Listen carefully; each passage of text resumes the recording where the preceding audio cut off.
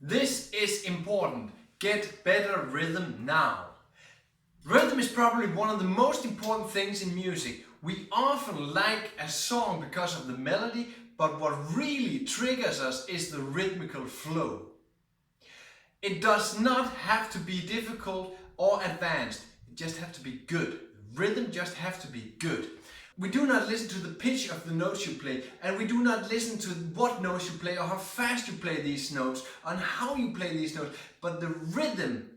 This is what we listen to, and how well you place these notes in the bar. This is what most people listen to and the thing they notice when they're listening to music. This is why rhythm is the most important thing.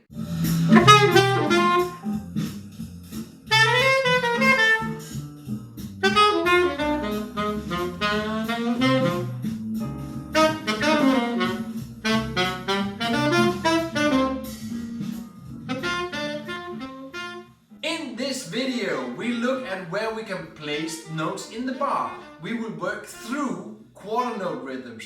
We will work through 8-note rhythms. We look into the offbeat and how to practice and get a better rhythm feel. I play a full blues form solo example with focus on rhythm, played, analyzed and explained. Hi there, I'm Søren Ballegaard and welcome to Søren Ballegaard Saxophone Lessons. Placing a note in the bar. It really sounds easy, and it is.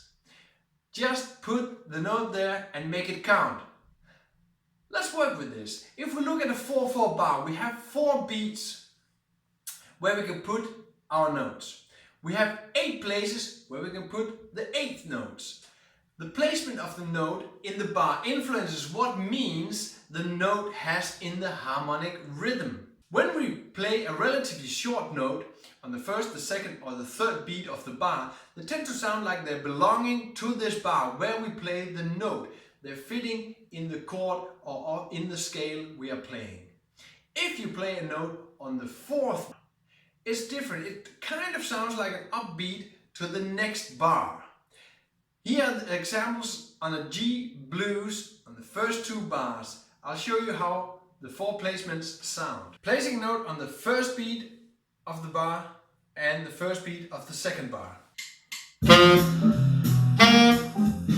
Placing a note on the second beat of the bar and the first beat of the second bar. Placing a note on the third beat of the bar and the first beat on the second bar. Placing a note on the 4th beat of the first bar and the first beat of the second bar. And now the note sounds like an upbeat to the second bar. We just put the quarter notes on the beat and found out that the placement in the bar really matters. Going to 8 notes, when we place 8 notes in the bar, it also really matters where we place them. If we place them on the off beats, so now we placed the quarter notes on the beats, but if we place 8 notes on the off beats, they sound like they're leading towards the next tone in the bar. They all work like upbeats to the following note or the following phrase. Placing a note on 1 and in the first bar. Placing a note on the 2 and in the first bar. Placing a note on the 3 and in the first bar. Placing a note on the 4 and in the first bar. What basically happens is that the offbeat, when you put a note on the offbeat, it leads to the next phrase or the next note. It all sounds like they're going somewhere. When we put the note on the quarter note or on the beat 1, 2 and 3, they sound like they're belonging, they're more steady, they're down. But on the 4th beat of the bar, it sounds like they're moving towards the next bar. Quarter note rhythms. Working with quarter notes is a great tool to get the band playing behind you activated. The sound of the quarter notes are really basic, so it's a very clear rhythm. Let's focus on the quarter note rhythms. In the following, I have made 4-bar quarter note examples.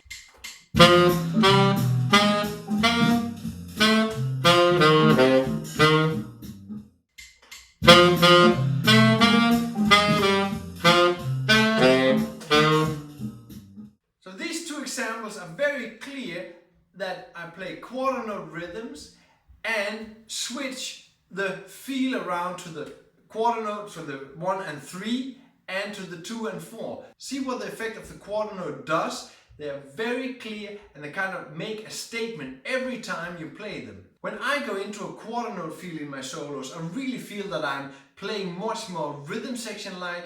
If we can reach this with all our music and all our solos, I think it's much more fun to play music, to get the interaction with the other musicians. Another thing happening when you focus on simple rhythms like the quarter note is that you get much more concentrated and important target notes.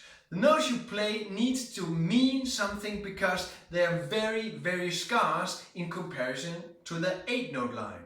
When I go into a quarter note rhythm, I mostly keep to the target notes, to the chord notes, maybe on occasion a 9 on extension, which I see in the chord of which I hear. So mostly the basic target notes. 8-note rhythms. The jazz language is mostly consisted of 8-note lines and patterns. This is the most common and thus the most developed language in jazz.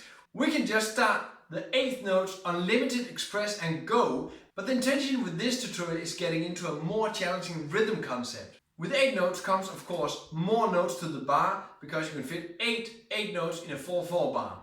This also gives the opportunity to play more advanced rhythmical things. Let's look at some examples to use 8 notes which are not long rows of notes going over the bar line on endlessly. Again, I'm playing over the first 4 bars of a blues in G.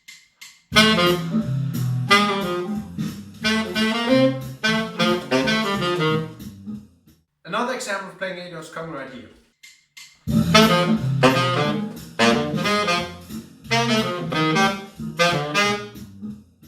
You directly see that there are really many possibilities with 8 notes. Still, we only have 8 spots in the bar to fill out. The offbeat. In the last examples, I put a lot of focus on the offbeat. The offbeat gives a leading effect and a driving effect for your playing. The offbeat is a very important factor in jazz music. The effect of ending a note where you expect more to come. Keep the listener excited for more. Some examples on this.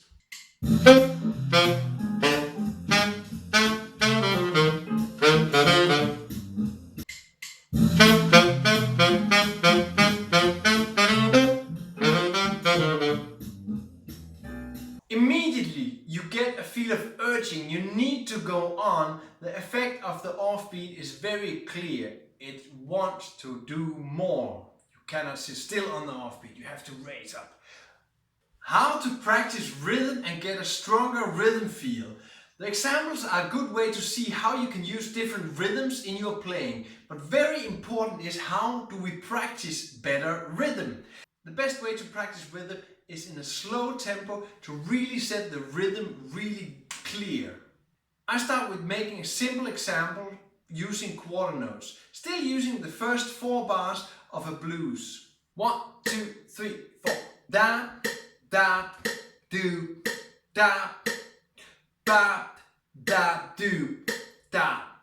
I sing it because the voice is the easiest instrument for us to use. We do not have to think about fingers, breathing, embouchure, reeds or saxophones, all that stuff. The next step is adding a few notes to the rhythm. 1, 2, 3.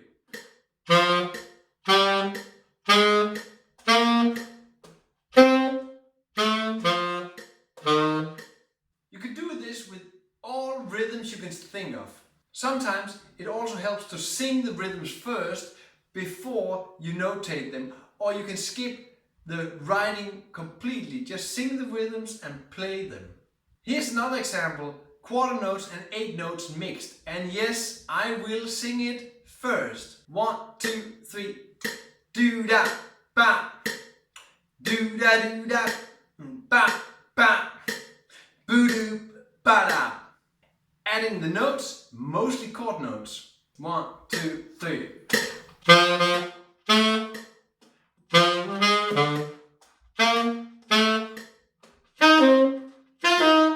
Practice tools. To help you practice this, I have made a great exercise PDF, Get Better Rhythm Now. A lot of exercises in rhythm over 12-bar blues form. So you get all these great exercises written out on the 12-bar blues form. I start working out the rhythms as explained above, written down, and then fill in the notes. Simply beginning with quarter note rhythms, then adding 8-note patterns. Find this exercise PDF on my Patreon page and of course in my shop. Links are in the description below. Full blues form solo examples with focus on rhythm, played, analyzed and explained. This is a part of the method taken out of the PDF I just mentioned. So let's get on with the singing. In the singing examples I put the metronome on tempo 60 and the beat is on the 2 and 4. 1, 2, 1, 2, 3. Doop da, doop doo ba da, doop doop doop doo ba doo ba doo ba, doop doop doop doop. Doop doop doop doop doop doop doo ba doo ba doo ba doo ba doo ba doo ba doo ba doo da da doo ba doo da da. Singing this makes it so much simpler and easier to play because you have already heard the rhythm before you're going to play it. So sing it a couple of times and see how it feels, see how easy it is to play afterwards. Lots of rhythm and mostly chord notes coming up here. 1, 2, 1, 2, 3.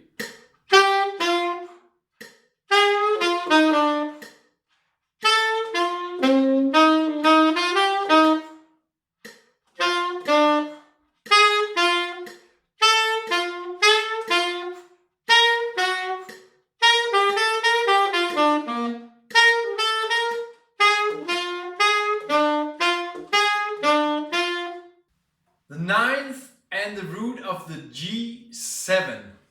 Mostly chord notes on the C7, the B flat, the G, the F and the E.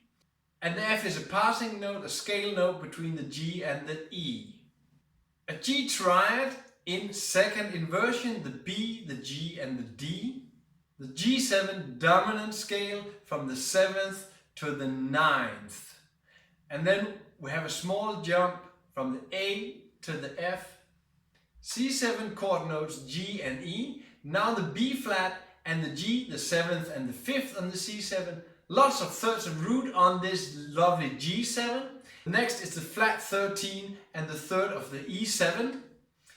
And on the A minor we have mostly chord notes, but we have some little jumps there, and at the beginning we're playing between the root on the A and the C. The D7 scale and chord notes the C, A, B, C, and a fat blues line over the G7 and the D7, the B flat and the E and the G is a great blues sound. Get better in this and practice your rhythm. Earlier I mentioned the rhythm exercise PDF.